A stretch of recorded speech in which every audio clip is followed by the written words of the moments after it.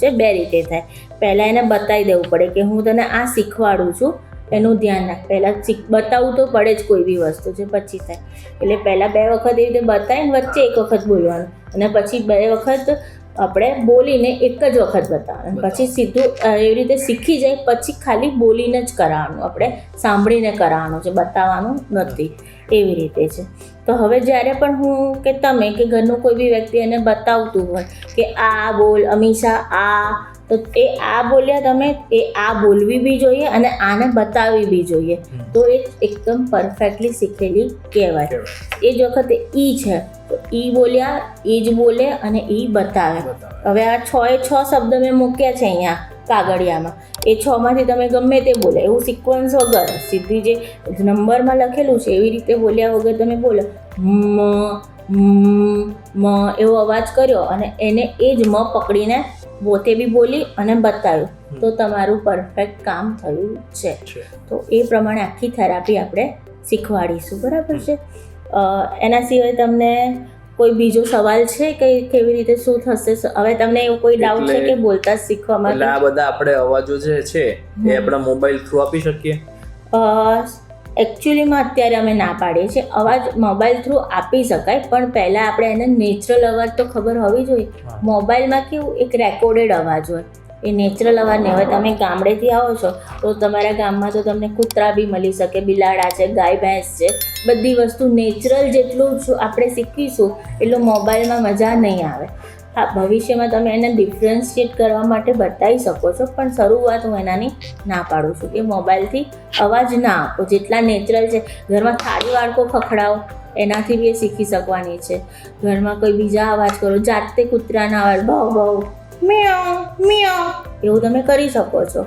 તો એને ખબર પડે કે અવાજ શું છે, અને કુદરતી જ મળી જાય એ તો તમે બતાવી શકો છો. જો બિલાડી જાય છે, એને અવાજ આવતો હોય તો બતાવો કે બિલાડી અવાજ કર્યો, બોલો, તમે સંભળાયું, પૂછી શકો છો. એવી રીતે તમે એને શીખવાડી શકો છો કે ક્યાંક અવાજ છે, પાણી વહેતું હોય ક્યાંક તમારે કે તો એનો પાણીનો અવાજ છે, નળ ખોલીને બતાવો કે આ પાણીનો અવાજ છે. તો ક્યારેક ઘરમાં નળ ખુલ્લો હોય ને અવાજ આવે તો એ બંધ બી કરી શકે. તો એવા બધા સીટીનો અવાજ છે, તમે રસોડામાં જાઓ કે કુકરની સીટીનો અવાજ આવો વાગે છે. પછી ક્યારેક કોઈ બીજા ઘરમાં કોઈ બીજા સાધનો છે એના કોઈ અવાજ છે, કે તમારે કોઈ બીજા ઘરના મસ્ત આપણે વ્હીકલ્સ છે, સ્કૂટરના બાઇકનો હોર્નનો અવાજ છે કે ચાલુ કરી એનો અવાજ છે, એ બધા અવાજ એને સંભળાવો કે જેથી કરીને ખબર પડે કે આ અલગ અલગ અવાજ છે અને એ વસ્તુ એ કરી શકે. અને આ બધા જે એક અક્ષરો છે એ શીખી જાય તો પછી એના પછી આગળ?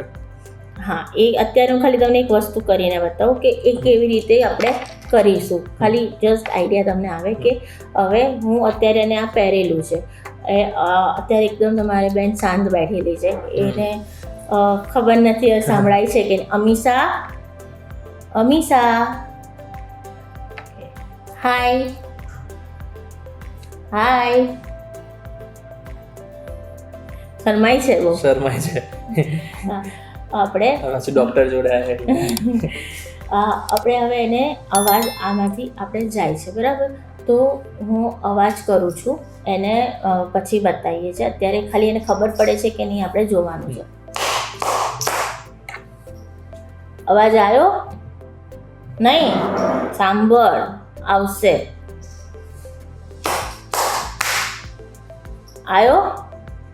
હવે મને કહેજે કેટલી વાર, હું તાલી પાડીશ, કેટલી અવાજ આવીને બતાવજે. 1 2 3 કેટલી, બરાબર? પાક્કું? કેટલી વાગી? સરસ, વેરી ગુડ. તમે કરો. ક્યાં નથી જોવાનું તારે? સંભળાયો? સંભળાયો? Very good.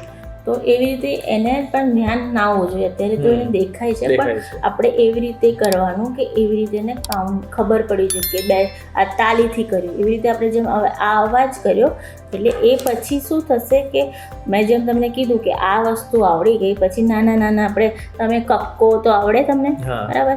જેમ તો કક્કામાં પછી 12 અક્ષરી આવે, ક, કા, કી. તો એને એક પણ અમુક શબ્દ એવું છે કે ઇઝી શબ્દ પહેલાં મ છે આપણે શીખવાડીએ, પ, એ બધા શબ્દો આપણું મોં જે છે ને એ ખાલી એમ જ નથી, આપણી મુવમેન્ટ થાય. મ, તો મ વખતે તમારા હોઠ બંધ થાય. પ એ વખતે બી હોઠ બંધ થાય. હવે તમે ટ બોલશો તો તમારો હોઠ બંધ નહીં થાય, એ વખતે તમારી જીભ ઉપર જશે. તો એ દરેક શબ્દ અલગ અલગ રીતે બોલતા શીખવાના. ટ, ઠ, ડ, ઢ, તો એ ઉપર જાય. ર, લ, બધામાં અલગ અલગ વખતે જીભની અલગ અલગ જગ્યાએ આપણી ટચ થાય અને પછી શબ્દ નીકળતા હોય. તો એ ધીમે ધીમે શીખવાડીશું. એટલે સૌથી પહેલાં આપણે ઇઝી શબ્દથી શીખવાનું કે જેને સહેલા પડે. હવે મ બોલતા આવડ્યું તો ધીમે ધીમે મેં જેમ કીધું કે મને બીજો મલ, મમ, મમ, તો આપણે ખાવાનું કહીએ. એટલે આ તો જસ્ટ એક્ઝામ્પલ છે. મમ બોલવું હવે એ ના બોલે તો વધારે રહે. પછી માં, તો મમ્મી નથી બોલતા ફાવતું તો માં, માં. પછી મમ્મી, પછી પપ્પા, ત્યાં પાપા. તમે એવી રીતે ને સંભળાઈને બોલાવવાનું છે, સીધું નહીં. પાપા બોલ એવું કરતા હોય છે. એવું મે બી તમે બી કરતા હોય, તમે બી કરતા હશો. તો એવું નથી કરવાનું. છોકરું તરત બોલતા નહીં શીખે. એના માટે મહેનત લાગશે, ઘરના બધાનો સાથ સહકાર જોઈશે, ત્યારે એ બોલતા શીખશે. અને એવું નથી કે આ જાદુનો ખેલ, ચપટી વગાડીને બોલતા થઈ ગયું, મશીન પહેરી લીધું. બધાને એવું થાય કે મશીન પહેરી લીધું છે, બોલતું કેમ નથી, સાંભળતું થઈ ગયું.